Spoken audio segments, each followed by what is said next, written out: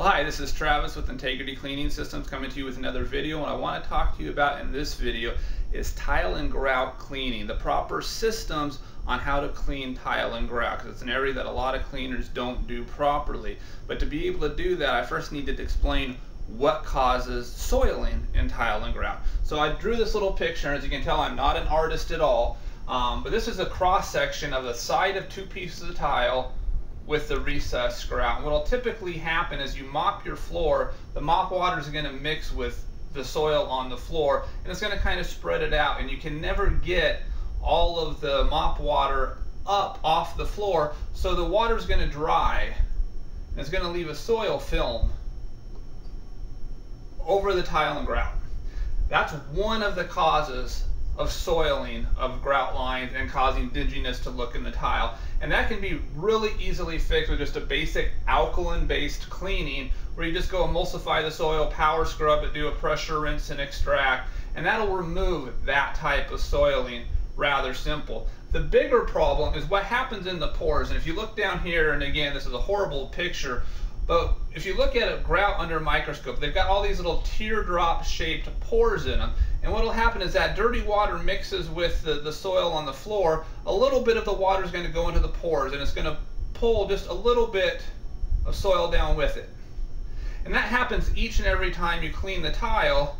So eventually this soil combines with the soil already there, and it becomes bigger than the pore that it came out of, and you're not able to extract that through the openings up here anymore, because the actual soil is bigger than the opening to the pore. So what we do in that situation is an acid-based cleaning, and what the acid does is it actually comes in and it etches off a very thin layer of grout, about the thickness of your fingernail.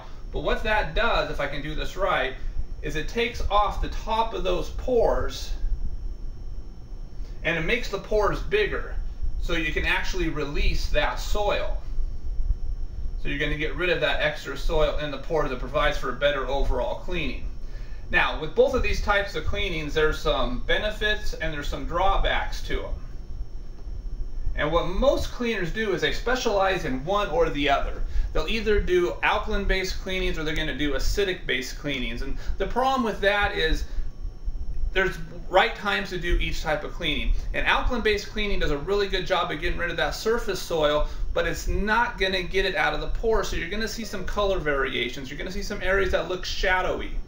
But the problem is, you don't want to do an acid-based cleaning if you're not going to seal it.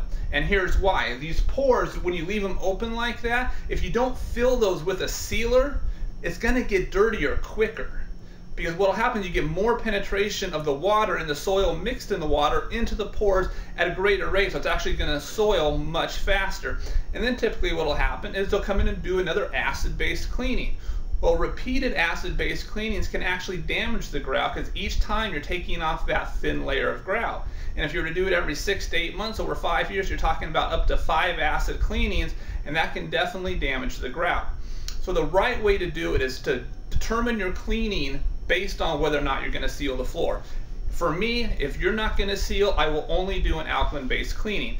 And understanding that it's not going to come as clean in most cases as an acid-based, but I don't want to cause bigger problems down the road. I just want you to be aware that you're going to get a little bit of shadowing in the grout.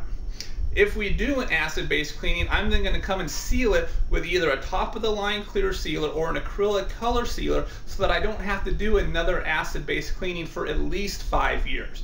Now this way we're not damaging the grout by using acid-based cleanings too much.